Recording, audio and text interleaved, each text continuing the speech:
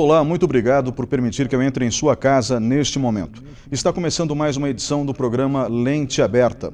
Meu nome é Ney Herman e o tema de hoje, racismo e a cultura afro-brasileira. Comigo no estúdio da ETV Campos Gerais está o professor Hilton César Martins, com um doutorado em História, especializado justamente na história da escravidão, em particular da região dos Campos Gerais, e agora fazendo pós-doutorado com um tema específico, que é o racismo. Professor, muito obrigado pela sua presença hoje aqui. Eu que agradeço o convite, Ney. Obrigado pela oportunidade de estar aqui discutindo um tema tão caro e tão presente na sociedade brasileira, que é a questão do racismo, é a questão da presença africana e afro-brasileira na formação da sociedade brasileira. Acredito que a gente pode fazer uma conversa bastante interessante, principalmente aqui nos Campos Gerais do Paraná, que é a única região no Paraná considerada uma região verdadeiramente escravista, que realmente teve a presença de escravos num número significativo. Acho que é bem oportuno essa conversa. Acho que isso vai ser muito interessante realmente. Nós voltamos em instantes com o programa Lente Aberta. Por favor, fique conosco.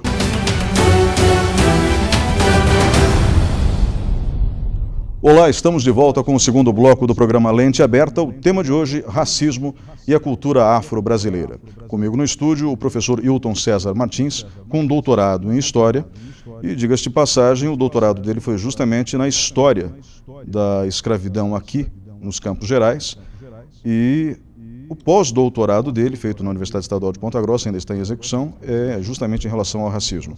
Professor, a minha ideia nesse programa é tentar mostrar à sociedade brasileira, particularmente aqui na região dos Campos Gerais, onde pega o sinal da ETV Campos Gerais, a contribuição da cultura negra à formação do povo brasileiro, que é enorme.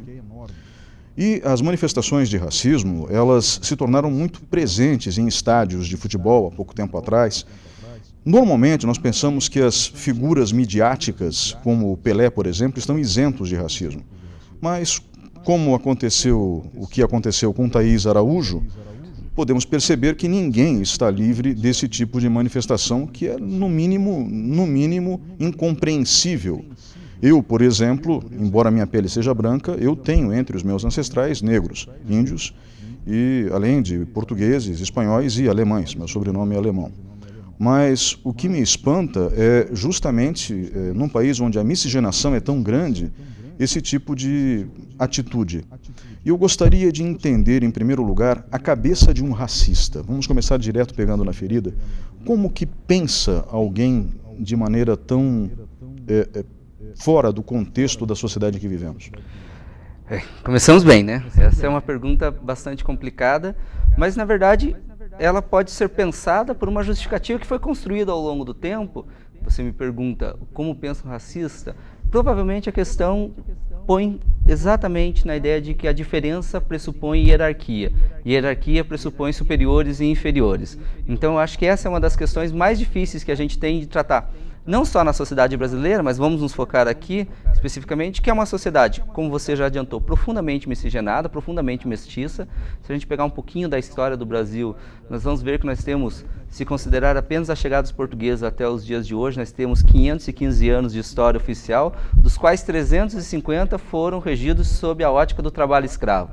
Ou seja, só quando a gente chegar em 700 anos de idade, nós vamos ter completado metade da nossa história sem a presença da escravidão como um trabalho. Então isso acaba marcando definitivamente a sociedade brasileira, porque num conjunto de aproximadamente 11 milhões de africanos que são trazidos à força e chegam vivos nas Américas, o Brasil vai responder por aproximadamente 4,8 milhões de todos esses homens, mulheres, crianças, jovens, velhos, que foram trazidos à força de lá para cá. Então isso dá margem para uma sociedade profundamente miscigenada, quer seja em relação à população negra, quer seja ao enorme contingente da população indígena que existia aqui na sociedade brasileira.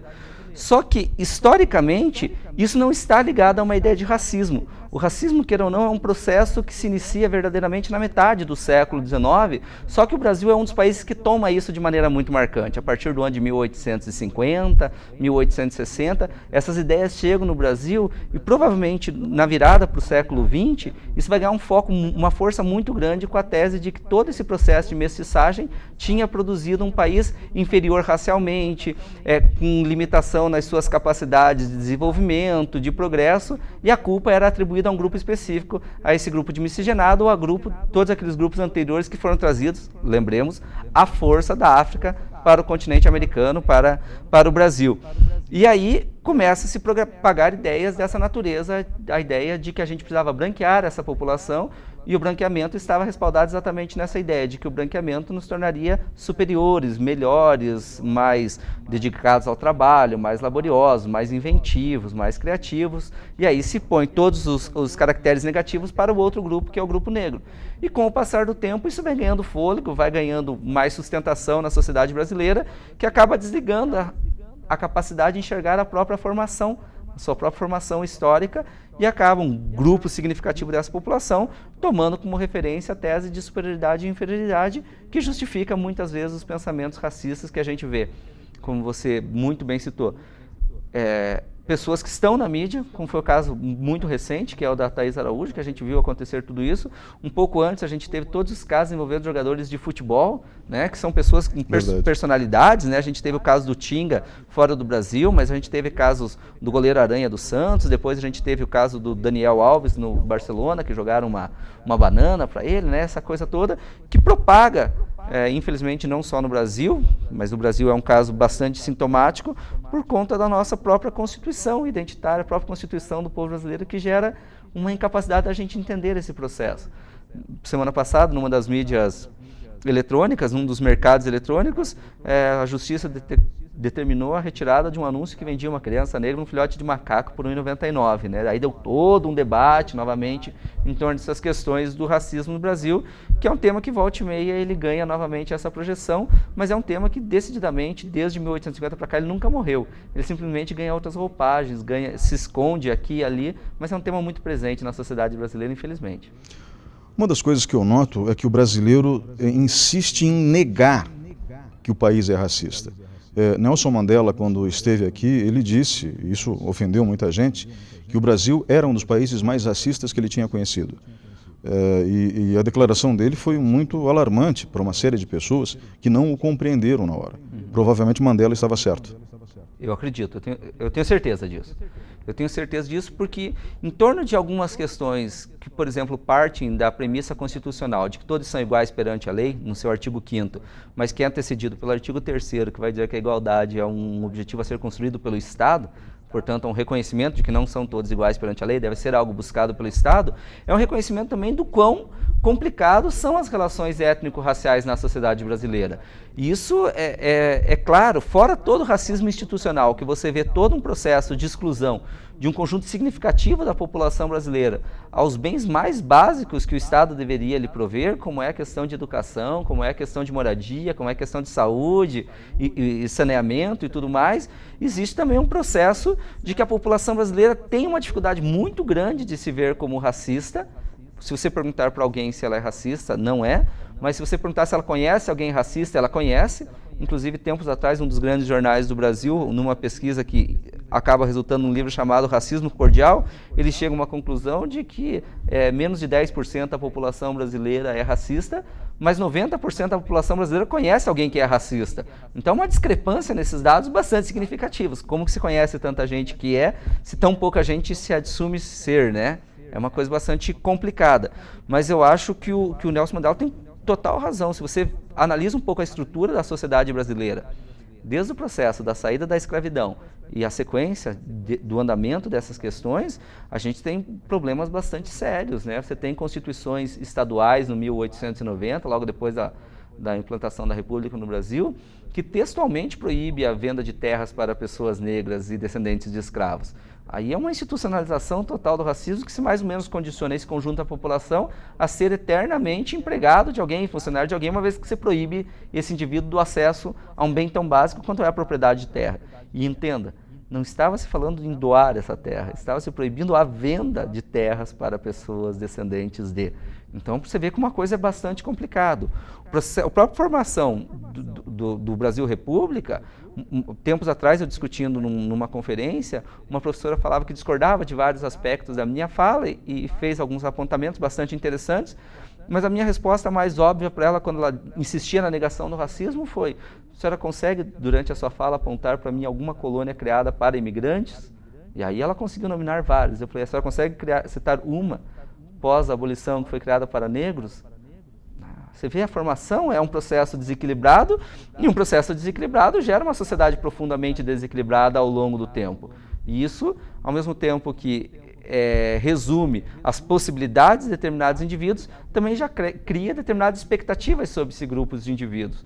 Quando você tem os processos de abolição, a sequência de leis que vai levar à abolição de 1888 no Brasil é precedida por uma série de outras leis, né? A lei do ventre livre, a proibição do tráfico, a lei de sexagenário e por aí vai. Mas quando você compara cada uma das leis abolicionistas no Brasil, ela é precedida por uma reforma no Código Criminal que pretende enquadrar um conjunto da população que logo, logo não terá senhor, mas precisará ser vigiado pelo Estado. O Estado vai criando toda uma maquinaria que já automaticamente entende que um determinado setor da sociedade apresenta aquilo que o Michel Foucault fala para o século XIX, um conceito de periculosidade. Determinados indivíduos são naturalmente perigosos para o Estado. E a população negra na sociedade brasileira foi pensada assim, pelo próprio Estado, pelas políticas que foram adotadas, e com o passar do tempo isso passa a ser incorporado pelo conjunto da população, por ideia de superioridade e inferioridade que eu falei anteriormente. Esses conceitos de superioridade e inferioridade também têm ligação com o status financeiro, porque é óbvio que quando você sai da escravidão sem instrução, e era uma massa enorme de pessoas, eu não sei exatamente o número, talvez o senhor possa nos dizer, essas pessoas não tinham acesso aos meios de produção, alguns se deram muito bem, mas obviamente ocuparam as camadas mais pobres da população durante décadas. Hoje isso não é exclusividade da raça negra, é óbvio, né? Mas aqui fica a pergunta: a desigualdade financeira, construída provavelmente como sequela da escravidão, acabou intensificando esse processo de diferenciação? Provavelmente seja um processo casado que a gente possa discutir. Ao mesmo tempo que você tem um debate que centra-se nas ideias a respeito de raça, ele, no caso brasileiro, ainda é respaldado pela questão econômica. Você não tem a menor dúvida disso. Existe um texto clássico que eu gosto muito e sempre que trabalho com os alunos em palestra eu gosto muito de falar, que é um texto de 1950 de um sociólogo chamado Horaci Nogueira. Ele fala, o título do livro é Tanto Preto Quanto Branco. Nesse livro ele marca uma distinção entre a lógica da escravidão, do racismo norte-americano e do racismo brasileiro. Uma vez que o racismo norte-americano, uma vez que você é negro, ponto. Uma gota em 10 do teu sangue te torna um negro, mesmo que a tua cor de pele seja muito clara. No Brasil, existem várias nuances dessas possibilidades que vão sendo condicionadas pela possibilidade desse indivíduo ter acesso a determinados bens, a determinados recursos, ao capital, mas isso não é específico dessa nossa sociedade. Na minha pesquisa atual do pós-doutorado, eu fico percebendo que muitas vezes, mesmo dentro da escravidão, quando os indivíduos conseguiam, por algum motivo, ou comprar a liberdade, ou ganhavam a liberdade dos seus senhores, negociavam o que acontecesse, com o passar do tempo, ele saía da escravidão negro, e à medida que ele começava a adquirir determinados bens, ele começava a enriquecer, ele saía como negro, pouco tempo depois ele estava registrando seus filhos como pardo, e quando ele conseguia muitos bens, ele já aparecia na documentação como um homem branco. A cor, no Brasil, ela também é socialmente construída, ela não é apenas um dado biológico. Ela tem várias relações de natureza social que a gente precisa compreender. Você citou no início o caso do Pelé. Um dia eu lendo uma reportagem achei muito interessante que os norte-americanos não consideram o Pelé negro ou branco, eles consideram o Pelé racialmente perfeito, porque ele já superou essas condições da raça. O próprio Pelé tem muita dificuldade em assumir essas causas específicas. Quando alguns jogadores passam por essa questão de racismo, ele sempre vem a público e diz: o melhor é esquecer, é não voltar para esse assunto, porque isso só alimenta mais racismo. Mas uma hora você tem que enfrentar o problema, uma hora você tem que discutir isso, pôr ele em cena, para que as pessoas deem visibilidade e possam entender os mecanismos pelo qual ele funciona, né? O senhor acha que o racista sabe que é racista? Essa é uma pergunta curiosa, no mínimo. É no mínimo curiosa. Eu acredito que a maioria absoluta saiba. Eu acredito que sim. Até porque muitas vezes eu já vi manifestações de pessoas plenamente conscientes daquilo que estão falando, estão manejando intelectualmente ferramentas que reafirmam o seu racismo. Eu acredito que a maioria absoluta sim. Só que ao mesmo tempo, eu acho que o mecanismo do racismo também ele funciona por mecanismos que não são perceptíveis ou não são entendidos pela pessoa no primeiro momento. Muitas vezes isso funciona a reprodução de determinadas imagens, de determinados estereótipos, de determinados preconceitos, através de pequenas piadas, através de pequenos ditos populares, E isso, queira ou não, ao mesmo tempo que ele se dá quase que numa zona informal, que está no campo da brincadeira, no campo daquilo que eu faço com você porque você é meu colega, você faz comigo porque eu sou meu colega, ao mesmo tempo ele carrega uma série de imagens que foram historicamente construídas e que num determinado momento essas imagens produziam um sentido muito claro para as pessoas que utilizavam. Com o passar do tempo, isso passa a ser internalizado e as pessoas não têm mais a dimensão de que aquilo seja uma ofensa ou não. Mas, ao mesmo tempo, ela produz todos os elementos simbólicos da sua origem, que era para produzir essas ofensas. Mas, sinceramente, a pessoa não maneja sempre isso com clareza do que está fazendo. Ainda que eu acho que a maior parte das pessoas, quando querem ofender, recorrem aos expedientes racistas de forma consciente. Professor, negros tentam negar a própria raça no Brasil com frequência e, ocasionalmente, também são racistas? Eu tenho certeza que sim. Eu tenho certeza que sim. Muitos negros que eu conheço são racistas. Muitos debates que eu já produzi, isso acontece. Contra a própria raça ou contra a raça branca? Eu acho que é nos dois sentidos, nas duas direções. E acho também que muitas vezes eles tentam negar a própria raça. Agora, o que a gente precisa entender é por que se chega a um sentimento dessa natureza. E isso é bastante importante. Eu gosto sempre de... Desculpa ficar... Volte claro. me reportando a um livro, alguma coisa. Não, mas fica, até a título de curiosidade, para quem estiver nos assistindo, se tiver a oportunidade de ter um dicionário dos anos de 1980 em casa, pega o dicionário Aurélio, o mais clássico de todos os dicionários.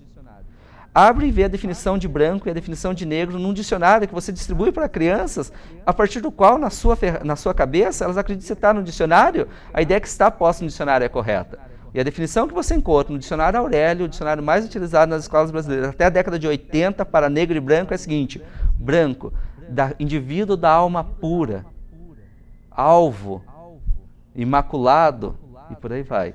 Negro, sujo, e aí vem as descrições todas daquilo que corresponde a ser negro. Isso num dicionário. Pensa na tua cabeça se uma criança de 8, 9, 10, 11, 12 anos que se depara com um dicionário e abre e vê essa definição para branco e essa definição para negro, qual é a possibilidade dessa criança, de forma livre, dizer eu sou negro, sou sujo, sou pândego, sou trôpego, sou dadas, e daí tem toda a descrição do dicionário. Então tem todo o impacto da gente perceber que a própria escola, ao longo do tempo, estruturou um mecanismo a partir da bibliografia que utilizava, dos dicionários que utilizava, da postura de professores, que fazia muitos indivíduos terem dificuldade do reconhecimento à raça. Basta a gente lembrar que a classificação do censo em 5 tipos, como nós temos atualmente, negros, pardos, indígenas, amarelos e brancos, ela é para resolver um problema que até a década de 70, quando os brasileiros se classificavam em aproximadamente 140 cores diferentes. E por que se classificava em 140 cores diferentes? Eu preferia me classificar, vou citar algumas dessas cores que aparecem lá no censo de 1970, como um branco sujo do que como um negro. Porque se construíam tantas ideias que o indivíduo tem uma dificuldade de assumir isso, a cor, enquanto um elemento constitutivo da sua identidade, da sua personalidade. Mas eu tenho que entender quais são os mecanismos à volta que levam os indivíduos a terem uma dificuldade de se relacionar com a sua cor, com a sua etnia, com o seu grupo, com a sua procedência e tudo mais. Eu acredito que sim, a minha resposta é afirmativamente sim. Agora eu preciso entender como esse mecanismo funcionou ao longo do tempo para poder chegar a essa afirmação. A origem, obviamente, se encontra na escravidão. E no regime escravocrata e no pensamento escravocrata, que eu não sei se ainda deixou de existir no Brasil.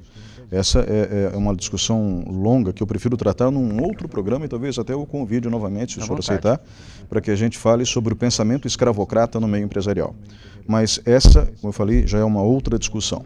No caso específico da mente escravocrata, como era a história da escravidão, ou como era a escravidão, particularmente na região dos Campos Gerais?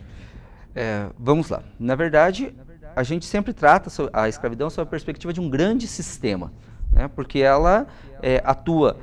É a primeira vez que existe um sistema mundial efetivamente funcionando, com consumidores, compradores, fornecedores, produtores de novas matérias-primas que articulam o mundo todo. Pessoas que são tiradas forçosamente à África, mas que rearticulam a dinâmica da África, são trazidas para o Brasil, para as Américas como um todo, que produzem uma série de produtos aqui, que são comercializados com a Europa, ou novamente com a África. Então há uma grande articulação desse processo que movimenta pela primeira vez uma história efetivamente mundial. O Brasil vai ter características, quando a gente fala a escravidão no Brasil, a gente precisa lembrar que o Brasil é gigantesco. E, portanto, em diferentes espaços, essa escravidão vai ganhar dinâmicas bastante específicas. A dinâmica nordestina, por exemplo, que na época não é nordestina, é o norte do Brasil, né, que vai corresponder hoje a muito da nossa região nordeste, com uma dinâmica ligada à atividade da cana-de-açúcar e com grupos de povos africanos muito específicos, como, por exemplo, a gente consegue olhar para as negras baianas e dizer automaticamente que elas são negras baianas, apesar de negras, com características culturais bastante pontuais, bastante específicas, ligadas às tradições dos orixás e toda essa questão. Na região sul, na região sudeste, a gente já vai ter outras características de outros grupos, outros povos, assim como vai acontecer na região sul. Na região sul, mais especificamente no Rio Grande do Sul. Então é bom sempre a gente lembrar essas questões. Nem os povos africanos que vêm de lá para cá são africanos, eles pertencem, eles são nagôs, são urubás, são caçanges, são fulas, são minas, porque quando a gente fala de europeus a gente fala assim, né? São alemães, são portugueses, são espanhóis, e quando a gente fala de africanos são tudo africanos. Não, eles não são todos africanos. Até porque a ideia de África não existe para eles ainda. É uma ideia que se impõe sobre eles e transforma todos eles em africanos. E, portanto, são povos diferentes que vêm para o Brasil e conformam o Brasil de maneira bastante diferente. Nós, aqui na região dos Campos Gerais, nós vamos, eu digo nós como se eu já morasse nos Campos Gerais. Eu sou de União da Vitória, mais no sul do estado, mas como estudei ao longo do tempo Castro e Ponta Grossa, fica mais fácil pensar assim. Na região dos Campos Gerais, você tem uma dinâmica do estado do Paraná, que muitos historiadores dizem que aqui realmente você tem uma sociedade no Paraná de natureza escravista. Ou seja, um grande número de escravos que efetivamente desempenham uma função econômica bastante importante. Aqui a gente tem uma ligação muito forte com as atividades de criar, arrebanhar gado, fazer o tropeirismo e tudo mais, mas quando você acompanha o processo de tropeirismo, o que você vai perceber é uma grande presença de escravos, quer seja no espaço das fazendas, fazendo atividades da lida diária das fazendas, quer também acompanhando os tropeiros nas suas tropeadas do Rio Grande do Sul até São Paulo. Então, isso dá uma característica muito diferente da escravidão que você teria em outros espaços do Brasil. Por exemplo, como no caso do tropeirismo dos Campos Gerais, a maior parte dos tropeiros são também os donos de fazenda, isso quer dizer que muitas vezes esses escravos nas fazendas tinham uma vida bastante distante do seu dono, porque o seu dono está tropeando enquanto ele está organizando a dinâmica no espaço das fazendas. O caso do Tenente Fogaça, provavelmente uma das fazendas aqui da região, é o mais emblemático, afinal de contas, seus escravos eram tidos como verdadeiros homens livres, mas eram escravos. E ao mesmo tempo, se eles não estão nas fazendas, eles estão acompanhando os seus senhores nas tropeadas, ou seja, são homens que apresentam uma grande mobilidade pelo território. Afinal de contas, uma viagem do Rio Grande do Sul até Sorocaba é uma viagem bastante longa, bastante expressiva, ainda mais para as possibilidades de época. Então aqui você tem essa característica. Isso não quer dizer que você não tinha também uma escravidão do senhor mais presente, com o feitor, com o capitão de mato mais presente aqui, mas a dinâmica econômica dava uma cara muito diferente da escravidão na região dos Campos Gerais do Paraná. Ou seja, uma visão onde o negro tinha aparentemente maior participação na sociedade e maior liberdade de ação, seria isso? Pelo que o senhor acaba de descrever? Provavelmente sim. O que eu entendo, que eu tenho estudado ao longo do tempo, é que você vê realmente uma possibilidade desses indivíduos se situarem em espaços mais amplos socialmente do que a gente teria em outras dinâmicas. Mas a gente tem que lembrar, ao mesmo tempo, que nós estamos dentro de uma estrutura rural, de fazenda, que esses indivíduos, apesar de ter mais liberdade, um trânsito maior, ainda assim continuam impossibilitados, por exemplo, do acesso à terra, que está na mão desses grandes fazendeiros, desses grandes homens que casam suas famílias entre si, ampliam seus latifúndios, fazem as grandes fazendas e excluem esses grupos quando libertos da escravidão, para áreas bastante periféricas, e quando fugidos da escravidão ou quando saídos da escravidão em 1888, acabam ocupando regiões bastante distantes das áreas centrais, como é a Serra do Apom e outras regiões aqui que a gente tem nos Campos Gerais. Racismo nos Campos Gerais é muito forte, o racismo? Eu acho que é uma característica da sociedade paranaense. Eu acho que não precisa ser especificamente pensado nos Campos Gerais. Eu percebo que ela no Paraná, em Santa Catarina, essa é uma marca muito forte, muito acentuada. Falam muito de ser toda a região sul do Brasil. No Rio Grande do Sul você tem é muito claramente dividido uma área onde o racismo é muito presente, uma área que a presença negra meio que, não vou dizer que diluiu isso tudo, mas ela se faz como uma característica cultural. Lembremos, inclusive, que o Rio Grande do Sul é, entre os estados brasileiros, aquele que proporcionalmente apresenta a maior concentração de terreiros de candomblé e umbanda, né? Não é a Bahia, não é o Maranhão, como muita gente pensa, proporcionalmente é o Rio Grande do Sul, no conjunto da população negra. Então, no Rio Grande do Sul isso acaba sendo um pouco diferente, mas no Paraná e em Santa Catarina eu não consigo perceber muita diferença do que é os Campos Gerais, do que seria a região de Curitiba, do que seria o oeste do nosso estado, provavelmente lá um pouco mais agudo do que no restante do Brasil, do Paraná ou até mesmo do Brasil, por experiência própria. No oeste do Paraná eu acho que a coisa é um pouco mais complicada. Bom, então a nossa sociedade, a sociedade dos Campos Gerais, não é mais racista do que outras sociedades brasileiras? Não, mas também não é menos. Tá? Eu quero deixar isso bem claro. Eu acho que não é mais e não é menos. O que você percebe claramente é que em alguns espaços isso se explicita mais, em alguns espaços isso é menos perceptível, isso é menos claro. Isso vale aqui para a região dos Campos Gerais, isso vale para o restante do Brasil ou para o restante do Paraná como um todo. Agora, se você analisa por setores da sociedade, você vai perceber que as pessoas necessariamente, alguém que esteja nos assistindo vai pensar o seguinte: mas eu não vejo esse racismo funcionando. Mas basta você perceber como essa sociedade ao longo do tempo acaba se estruturando e como ela gera espaços de exclusão que ao longo do tempo quase se tornam naturais, vou colocar toda aspa, porque não é natural, é um processo social, é um processo político, portanto é um processo de poder que se estabelece e que você percebe claramente que as pessoas podem te dizer, não há racismo. Agora veja as posições chaves ocupadas da sociedade, as posições intermediárias, as posições mais marginais, mais periféricas, e vejam que grupos sociais são relegados a cada um desses espaços. Veja como determinados agentes institucionais, determinados agentes do Estado agem em relação a determinados setores da sociedade, e quando você começa a mapear isso com maior clareza, você vai perceber que você pode falar de Ponta Grossa, você pode falar de Curitiba, você pode falar de São Paulo, Rio de Janeiro, ou no caso do Recife, vou citar textualmente, que elabora uma cartilha para como a polícia deve abordar o cidadão na rua, e sempre que o cidadão está sendo abordado, o cidadão é um menino negro. Institucional, numa cartilha de polícia, que já se cria uma imagem específica. Não precisa chegar nesse ponto, mas automaticamente você percebe que esses mecanismos acabam funcionando e acabam condicionando determinadas formas de agir de determinados agentes públicos e outras pessoas na sociedade, em Ponta Grossa ou em qualquer outro lugar. Professor, muito obrigado pela sua participação nesse bloco. Nós voltamos em instantes com o programa Lente Aberta. Por favor, fique conosco.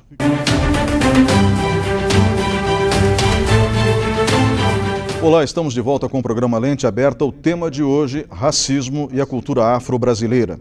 Comigo no estúdio o professor Hilton César Martins, que é doutor em História, estudou especificamente a história da escravidão nos Campos Gerais e agora fazendo pós-doutorado, cujo tema de pesquisa é exatamente o racismo.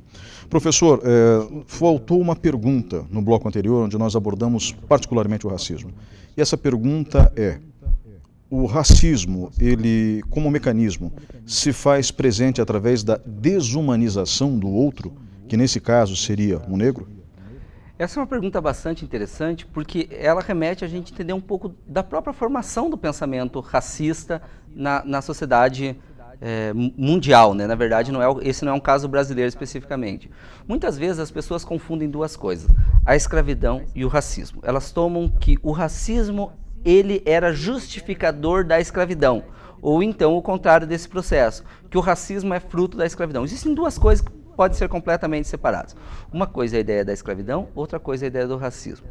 A escravidão existe, é a instituição provavelmente mais longa da história da humanidade. Você recorre aos mais diversos povos do passado e você encontra formas de dominação de um grupo sobre o outro.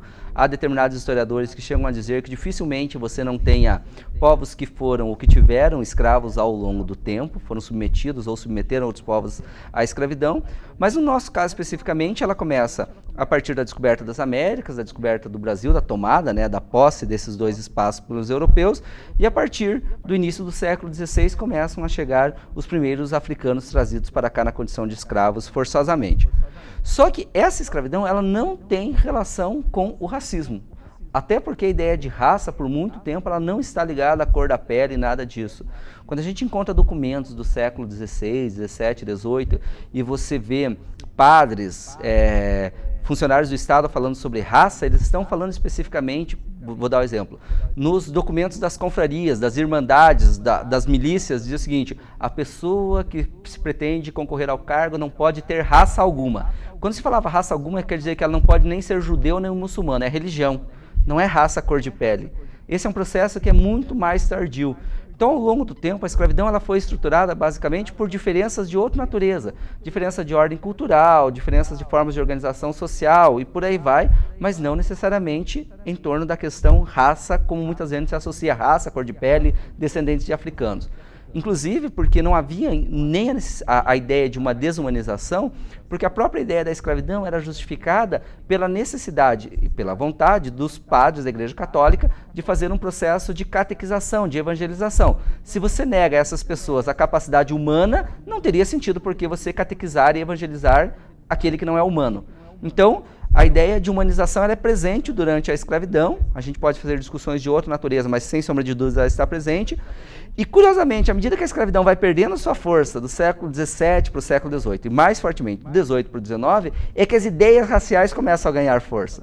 Ou seja, uma vai numa direção e outra vai na outra. À medida que a escravidão perde fôlego, o racismo começa a se tornar cada vez mais emblemático e começa a se tornar parte das políticas de determinadas nações europeias, ligada à Inglaterra, ligada à França, mais tardiamente ligada à Alemanha, porque muitas vezes também as pessoas encerram todo o problema racial na questão judaica alemã. Mas a Alemanha, se você vai acompanhando o processo, ela está depois dos Estados Unidos, depois da Suécia, depois da Inglaterra, depois da União Soviética e daí a Alemanha. A Alemanha seria a quinta perna desse processo do racismo na sua forma completa, onde há ali sim claramente uma perspectiva da desumanização das pessoas, nesse caso do racial alemão. Ali, se você estivesse me perguntando, sim. A ideia é converter aqueles homens e aquelas mulheres nos campos de concentração à negação total da sua humanidade. Agora, no caso brasileiro, e nos casos raciais de outros espaços, não há uma negação da humanidade porque você ainda quer usar o outro por aquilo que ele tem de humano, pela sua inteligência, pela sua força física e pela sua associação da inteligência com a força física. Então eu continuo vendo ele como um homem, mas eu vejo ele como um homem de natureza inferior. É um homem que não está na mesma esfera que eu não, né, porque eu sou negro, mas a leitura que se faz é essa, né? São homens que servem, mas não servem para frequentar determinados espaços, determinados locais, determinados ambientes, ocupar determinados cargos, e você percebe claramente que em determinados momentos esse debate vem à tona de maneira bastante marcante. Eles servem para compor a sociedade brasileira, desde que eles saibam o seu lugar. Então eu não quero negar a sua humanidade, mas eu quero apenas que esses humanos reconheçam que o seu espaço não é o mesmo que o meu, infelizmente. Essa construção, essa linha de raciocínio é uma coisa que sempre me perturba muito. Porque, apesar de ter crescido em Blumenau, Santa Catarina, eu cresci numa família que não tinha essa visão. E sempre fiquei muito surpreso quando encarava esse tipo de situação. Praticamente eu não compreendia. Eu só fui compreender isso com a passagem dos anos. E sempre indignado, porque isso gera indignação de uma maneira que não tem como evitar. Né? O senhor falou em não ter valor algum, pelo contrário. Né? E aí nós vamos agora para uma segunda etapa desse programa, onde eu quero mostrar justamente o valor que se tem. Né? A cultura que se traz, como o senhor mesmo disse no bloco anterior, não são africanos. Talvez, se a gente tomar como referência o continente, mas são povos diferentes que são trazidos para cá à força. Ninguém convidou eles. Né? Assim como nós nos referimos a europeus como um todo, ou então às nações europeias em particular, franceses, alemães. Né? Sim. E eu gostaria de saber quais são os principais povos africanos que vieram para cá e quais foram as principais contribuições, aí a gente vai desdobrando ao longo desse bloco, quais foram as principais contribuições que a raça negra trouxe à formação da sociedade brasileira. Uma coisa que eu acho bastante interessante, só para a gente começar, é pensar especificamente isso que você me perguntou, quais foram os principais povos? Porque essa generalização também é um processo daquilo que você me perguntou anteriormente. No racismo há uma tentativa de desumanização desse processo? Muitas vezes se dá essa desumanização quando você trata genericamente, por exemplo, o sistema escravista e a escravidão. E aí você esquece que a escravidão e o sistema escravista é movimentado por homens, por mulheres, por crianças que tinham projetos, tinham desejos, tinham sonhos, tinham suas expectativas no espaço onde viviam, que foram todas rompidas de uma vez só pelo tráfico de escravos e tudo mais. Então, há uma coisa bastante interessante que eu falo, vou aproveitar a sua pergunta. Eu acho que a gente precisa reumanizar a experiência da escravidão. É lembrar que tem gente ali dentro. Porque quando você começa a tratar sobre perspectiva que tem gente, as pessoas dão uma dimensão melhor para o entendimento do problema. Claro. Quando você foge do sistema, isso é importante. Então, dessas muitas pessoas que vieram para o Brasil, muitas vezes as pessoas classificam assim. Eles vieram 3 grandes grupos linguísticos para o Brasil, que são os iorubás, que são os bantos. O banto é a maior linhagem desse processo, que ocupava uma grande região do continente africano ao longo do tempo, né? E se espalharam pelo continente num processo de ocupação mesmo, e os sudaneses. Então a gente tem esses 3 grupos como principais. Mas dentro de cada um desses grupos linguísticos existiam tantos outros grupos étnicos que mais ou menos dialogavam proximamente daquilo que se compunha nesses diferentes grupos étnicos. Para nós, a gente vai ter regiões que são mais marcadas por determinados grupos do que o outro, né? Como eu falei anteriormente, a região da Bahia é mais fortemente marcada por negros que vieram da região do Benin, de Nigéria e tudo mais. Por isso, você tem uma característica cultural e religiosa muito marcada na região da Bahia, porque são aqueles que cultuam os orixás, e é uma outra dinâmica religiosa. Os iorubás, então. Os iorubás. Os iorubás, exatamente. Mais ao sul, mais a região nossa, que nós temos aqui, nós recebemos muito a influência do Congo e de Angola. Por exemplo, Angola já é uma região que não cultua orixás, já cultuam as inquices, que é uma outra dinâmica religiosa que chega no Brasil, mas que acaba não sendo tão marcante assim. No sul do Brasil também tem uma presença muito grande de moçambicanos. Mas se você me perguntasse assim, a sociedade brasileira é mais fortemente que grupos étnicos africanos? Os que vieram da região de Angola, do porto de Luanda, de Ganguela, de Benguela, essa região toda é muito forte, e os iorubás. São 2 grupos bem marcantes na formação, na constituição da sociedade brasileira. Mas dentro desses 2 grupos a gente teria N outros povos, aproximadamente 299 povos africanos que chegaram para o Brasil durante o período da escravidão. Agora, muitas dessas quase 300 culturas acabaram sendo absorvidas por uma cultura maior, ou seja, nem todas elas conseguiram deixar sua marca dentro da sociedade brasileira. Eu estou errado? Exatamente, esse é um processo. Alguns pesquisadores, historiadores, chamam isso de sincretismo religioso, de sincretismo de todas as formas, e eu, na minha pesquisa de doutorado, eu trato isso sob a premissa de que isso são processos de mestiçagem. São trocas que vão se dando ao longo do tempo, sem necessariamente, como muitas vezes está contida a ideia de sincretismo, serem positivas. A gente convive, e nessa convivência tem até um ponto que eu aceito que você marque a minha cultura, e você tem até um ponto que você aceita que eu marque a sua cultura, e essas trocas vão se fazendo no conviver, no agir, no dia a dia, nesse processo ao longo do tempo. E isso, sem sombra de dúvidas, vai se somar num caudal cultural, que é mais ou menos aquilo que a gente chama de cultura brasileira. Por N caminhos isso é perceptível, mas em alguns campos isso acaba sendo um pouco mais marcante. No campo religioso, muitas vezes as pessoas, quais são as contribuições que os africanos trouxeram para o Brasil? Aí as pessoas ficam marcadas mais ou menos assim, o samba, e tomam o samba apenas pela sua premissa da música e do dançar. Mas se você volta na origem da palavra samba, você vai ver que samba é uma forma de você estabelecer contatos com os seus ancestrais, né? Samba é orar na sua origem, né? Que é uma palavra ecamba, mais antiga ainda, que é mexer os quadris como uma forma de produzir a sensualidade, mas não é uma sensualidade qualquer, é uma sensualidade que permite a continuidade da vida. Então tinha a ver com a reprodução, com uma outra coisa, uma outra lógica que a gente precisa entender um pouco melhor. Então fica o samba, fica muito fortemente a religiosidade marcada e ficam determinados alimentos. Quase sempre a ideia que se tem das contribuições africanas param por aí. Mas eu gosto de ir um pouquinho além e pensar isso de uma maneira um pouco mais marcante, né? Claro, lógico. Fico pensando assim, quantas pessoas que estamos assistindo, ou nós aqui mesmo, nascemos por cesariana? Né? Você sabe que a cesariana é uma técnica inventada por um povo africano, os banioros. E aí um médico inglês, o Felkins, vai até a África e conhece essa técnica, ele acha maravilhoso, porque as crianças europeias morriam por complicação de parto porque eles não sabiam o que fazer. Ele copia a técnica e leva para a Inglaterra, e se você procura quem é o pai da cesariana, é o Felkins, mas ele mesmo dizia, eu não inventei, eu copiei de um povo africano. Uma coisa básica, mas que não é tão básica assim, se a gente for pensar, é fundamental. De uma atividade agrícola, como por exemplo, se você não tem os povos congoleses na cultura brasileira e no contato com os europeus não conheciam um instrumento agrícola básico que é a enxada.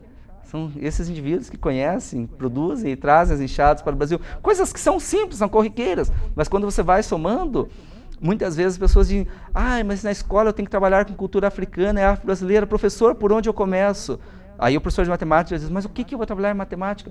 Lembra os egípcios, né? Se você apaga os egípcios da história, você não tem a trigonometria, você não tem quase a base do fundamento da matemática, porque se construir pirâmides, se você não tiver conhecimento que os caras tinham, você não consegue fazer nada disso. Falemos das nossas escritas, da nossa técnica de escrita, os 4 alfabetos mais antigos que o mundo conhece, todos eles são africanos. E daí se desdobram todas as possibilidades com o passar do tempo. Então, uma coisa óbvia como a escrita, como a matemática, um professor de biologia pode pensar, e onde é que a gente pode trabalhar com isso tudo? Começa pelo início da história do homem, onde surge, como evolui, por que nos tornamos pretos, por que nos tornamos brancos, faz esse processo de evolução da história da humanidade e a gente vai poder pensar isso melhor. Então, acho que é legal quando a gente olha para isso tudo com um olhar bem alargado, bem ampliado, e a gente consegue discutir as questões que são mais óbvias, como fundamental, religiosidade, cultura sob a premissa da música e tudo mais, mas que a gente consiga olhar também aquilo que muitas vezes se apaga para os africanos, contribuições que estão nas áreas das técnicas, que estão na área realmente de campos essenciais para o nosso dia a dia, e a gente não se dá conta desse processo. Professor, quando a gente fala em contribuições clássicas, daí todo mundo lembra, obviamente, da feijoada. Né? Os restos... Não é necessariamente africano, porque na verdade já se conhecia essa técnica na Europa, só que o que falta à Europa para fazer uma feijoada? O feijão. Porque o feijão é um produto americano, nas trocas com os africanos, é que daí eles pegam aquilo que se conhecia na Europa e juntam aqui com o feijão para dar origem à nossa feijoada. Então, a feijoada é brasileira. A feijoada é brasileira, não é mais que africana, é brasileiríssima por causa do feijão. Então, nós temos isso que vem à mente de cara, o senhor falou do samba, né? Mas outros ritmos também africanos, como quase todos aqueles que vêm da Bahia, acabam vindo à memória das pessoas também. O rock, né? O próprio rock, porque ele tem origem no jazz. Nos Estados Unidos, no jazz, que é nos campos de algodão dos Estados Unidos. Exatamente. Poucas pessoas lembram disso, que no caso específico da música aí norte-americana, o jazz tem raiz negra e o rock nasce no jazz. Né? É mais ou menos essa relação. E o Elvis Presley fazia questão de dançar como negros e deixar isso bem claro quando fazia seus trejeitos todos, né? Inclusive enquadravam ele da cintura para cima, porque consideravam indecente mostrá-lo inteiro. Indecente o que ele fazia. Isso é muito curioso. No caso da linguística também, existem coisas que acabaram... coisa, né? Que era cousa. Né? Então, os negros, em sua maioria, não falavam cousa, falavam coisa. E isso foi incorporado pelos brancos e acabou se modificando também o modo de falar, em muitos casos. Né? Tipo, por exemplo, desses modos de falar, muitas vezes a gente não entende. Falares corriqueiros, vou falar corriqueiramente. Em vez de falar colher, se fala colher, em vez de falar mulher, se fala mulher, basicamente porque os africanos não conheciam a sonoridade do LH, e aí eles simplificavam isso tudo, não era um erro, eles não conheciam, não conseguiam produzir esse som, e depois viram um falar comum na sociedade brasileira, mas essa forma abrasileirada de falar essas palavras se deu por causa que os africanos não conseguiam... Que hoje a gente chama de interiorana, né? Perdão, interrompê-lo. Por favor, pode, porque os africanos não conseguiam? Não conseguiam produzir essa sonoridade, e aí falavam assim, e com o passar do tempo a gente... E fora todas as outras expressões que a gente utiliza, que são muito ligadas, muitas expressões que a gente utiliza no dia a dia, eu gosto quando trabalho muito com criança, né? Ou com professores, na formação de professores, eu gosto muito de dar exemplos... eu não vou fazer determinada atividade com uma pessoa porque ele é muito mocorongo. Provavelmente você deve conhecer essa expressão. É muito tongo. Também é uma expressão bastante conhecida.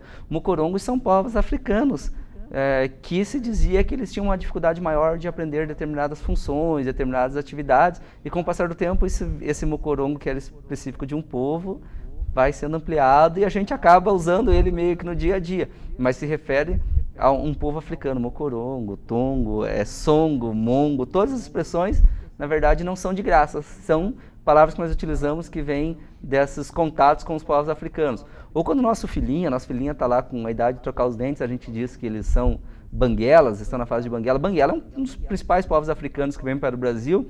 Eles tinham o costume de tentar limar, afinar os dentes e fazer eles fecharem dentro um do outro, como garras mesmo. E aí não era tão fácil fazer esse processo. Muitas vezes eles perdiam os dentes nesse processo e esses eram os povos banguelas. Depois de estar sem dente era uma coisa de banguela e hoje nós usamos banguela para as crianças que perdem o dente. Verdade. O outro exemplo desses mais bobos, né, que as pessoas dizem, eu não entendo a religiosidade africana, afro-brasileira, nunca fiz nada disso. Só que, curiosamente, as pessoas continuam indo passar o final de ano na praia, né? Tira os africanos e o seu culto é Iemanjá e você não tem ninguém indo para a praia antes disso. Ir para a praia na virada do ano é um costume que nós devemos especificamente aos povos africanos e a sua saudação a Iemanjá. Bom, isso dentro da nação Iorubá, particularmente. Sim, mas os povos africanos em diferentes regiões eles vão cultuar diferentes deuses ligados à água e que, portanto, provavelmente essa deveria ser uma imagem construída em outros espaços também.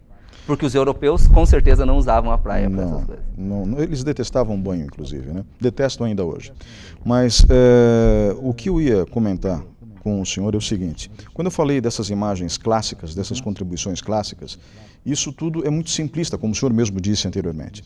É uma visão um tanto quanto pobre, né? E o senhor acabou de dar alguns exemplos, como o da cesariana, né? Qual foi a nação? Banioro. Banioro, que influenciou o doutor Felkins, da Inglaterra. Que acabou copiando a técnica, e ele sempre deixou isso bem claro. Bem claro. Não... Mas que outras... E eu só falo de contribuições, mas para a humanidade. A cesárea foi uma contribuição para a humanidade. Dentro da sociedade brasileira, como que eles interagiram, apesar de todo o racismo, de todas as dificuldades enfrentadas, tanto nos 350 anos de escravidão, quanto depois de 1888? Bem, eu acho que... De maneira genérica, obviamente. A questão central é essa, né? Eu vou usar uma expressão de um dos grandes pensadores brasileiros, o Darcy Ribeiro, que ele fala que sem o negro não haveria sociedade brasileira. Não tem a menor dúvida disso. A gente tem que pensar nessa totalidade, que independente de ter sido mão de obra escrava durante 350 anos, a gente tem que lembrar que esses indivíduos contribuem com a sociedade brasileira sempre, quer seja como força de trabalho, quer seja como força intelectual. A gente tem contribuições que vêm de diversas áreas, né? Muitas vezes a gente restringe ao samba, mas a gente não pode esquecer toda a literatura influenciada pela questão africana e grandes pessoas ligadas à escravidão, né? Com um processo extremamente importante para isso tudo. Muitas vezes a gente conhece o Machado de Assis. O Machado de Assis é por si só um desses grandes exemplos que a gente poderia pensar, Cruz e Souza e por aí vai. A gente tem no campo do direito grandes pessoas, o Joaquim Barbosa agora esse tempo ganhou toda essa projeção, mas a gente tem pessoas, na semana passada, eu tenho um personagem histórico que é preferido, sabe? Eu acho que todo mundo tem, e o meu personagem histórico preferido da história do Brasil é um indivíduo chamado Luiz Gama. O Luiz Gama é um negro nascido na Bahia, a mãe dele participou da Revolta Malê em 1835 e acabou sendo presa. O pai dele é um comerciante português e, portanto, ele é um livre. Só que um dia o pai dele perde todo o dinheiro que tinha no jogo e aí vende o filho como escravo, que não podia, porque ele já era um livre, o menino. E aí o Luiz Gama acaba vindo para São Paulo e em São Paulo ele estuda o direito e se torna uma das pessoas mais importantes do campo do direito e provavelmente um dos pais do pensamento republicano no Brasil. O republicanismo provavelmente é inspirado num indivíduo negro, a República Brasileira é inspirada num indivíduo negro que é o Luiz Gama e que é um capítulo que simplesmente a gente não conhece na história do Brasil. E na semana passada foi aniversário dele, então eu sempre que eu falo do Brasil, eu falo de Luiz Gama. Então a gente tem esses indivíduos que contribuíram para essa formação do pensamento político, do pensamento teatral, do pensamento da literatura, que é um dos campos que eu gosto bastante e acabo lidando um pouco mais, e que a gente precisa, então, avançar. Temos as imagens clássicas, a gente precisa entender esse processo, só que a gente poderia recorrer a outros expedientes, outras dinâmicas, ver como eles colaboram na teledramaturgia brasileira, já que o brasileiro gosta tanto de novela, né, tão marcado. O Joel Zito, que morreu há pouco tempo, fez um trabalho sobre o negro na teledramaturgia brasileira, e ele chama atenção para o fato de que em 300 e tantos papéis que os negros tinham ocupado na TV até o ano 2000, imagine, todas as novelas do Brasil, o negro só tinha participado em 300 e poucos papéis, dos quais 280 eram como escravos, 32 como empregada doméstica, não sei quantos como mordomo, e um político que era bêbado e corrupto, e uma família apenas que era uma família estruturada ao longo do tempo. Essas imagens se consolidam, mas é como muitos dos negros que trabalham, o Lázaro Ramos e outras pessoas dizem, não importa o papel que eles deem na TV, mas importa que sejam papéis dignos, que eles possam se pôr na sociedade, porque brancos, pretos podem fazer papéis de bêbado, de prostituta, do que quer que seja, mas que haja dignidade nesses papéis, que a gente possa colocar o negro na sociedade brasileira nesse papel também de protagonista da história, e não apenas um agente, um sujeito passivo da história, como ao longo do tempo foi construído, né, infelizmente. Então acho que a gente precisa ampliar um pouco esse nosso olhar, ser um pouquinho mais cuidadoso, procurar outras ferramentas, outras formas de pensar a essa questão, e a gente consegue encontrar a contribuição do negro na sociedade brasileira como um todo. Isso que o senhor acaba de falar de Luiz Gama é uma contribuição efetiva à sociedade brasileira, que modifica a nossa realidade, pois a República modificou profundamente a realidade nacional. Agora, quando se fala de religiosidade, por exemplo, e aí a gente vai sempre parar na Umbanda, mas a gente esquece que a Umbanda foi criada por um médium kardecista em 1908, no Rio de Janeiro, chamado Zélio Fernandino de Moraes. Se eu não me engano, ele era branco. Né? E ele literalmente tinha como base o kardecismo, mas misturou ao kardecismo as crenças dos espíritos que ele atendia. Então, nós tínhamos aí o catolicismo e o candomblé. Daí o candomblé como um elemento muito presente dentro dos componentes que formam sincreticamente a Umbanda. O candomblé que é africano propriamente dito, né? De que nação? Dos Yorubás. Porque na verdade você tem o candomblé Gege, o candomblé Nagô, você tem várias possibilidades do candomblé no espaço africano. Mas é todo na região do Benin, do Togo, da Nigéria, toda essa região do continente africano é da onde vem a tradição do candomblé, do voodoo, que o voodoo a gente tem mais fortemente no Brasil, na região do Maranhão, no tambor de Minas, né? E daí mais na região da América Central, né? Mas são todos numa mesma vertente. E no sul do Brasil, já que eram povos diferentes, que religiosidade veio para cá dos povos africanos? A gente tem a chegada também, mais fortemente ligados às tradições, tanto de Angola, mais fortemente, e a gente vai ter a formação dos tambores no Rio Grande do Sul. Né? Daí a gente tem uma outra dinâmica. Aqui em Castro e Ponta Grossa, no século XIX, eu encontrava isso com muita frequência. Eu achava que não encontraria. Eu tinha na minha cabeça uma pouco da imagem que é a clássica imagem do Paraná, né? Isso não existiu na nossa história, né? E aí eu encontro lá o senhor autorizando os negros a fazerem os seus tambores dentro das senzalas durante vários dias.